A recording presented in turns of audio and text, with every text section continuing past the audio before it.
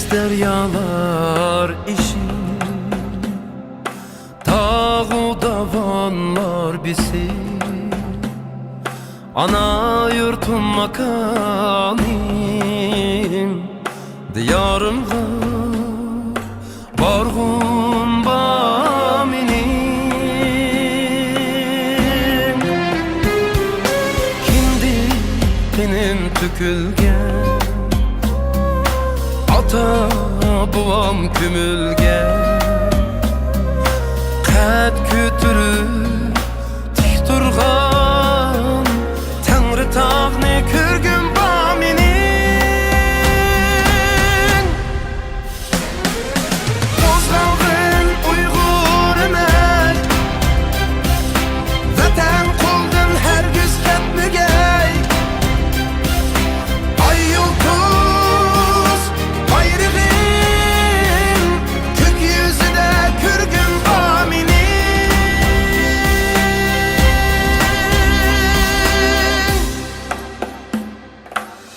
yigit xorlangan, ayak asti qılıngan, ezilgen şu xalqının qo'llarini suygin ba menin.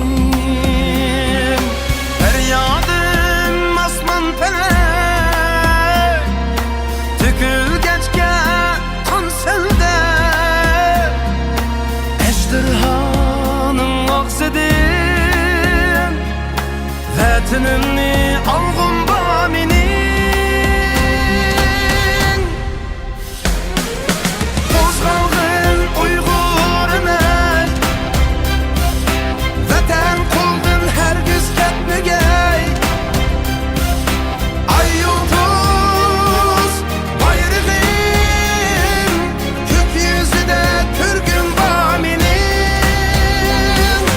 Qozgalgın Uygur emek, Vatan qoldun hergiz ketmegey. Ay yulduz bayrağın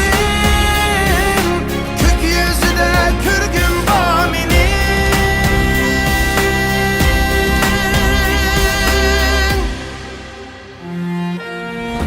Vətənimə ey Allah, bolğay sən özün panah. Mən bu hürlük ilkidə qaqaqlab bir külgün ba.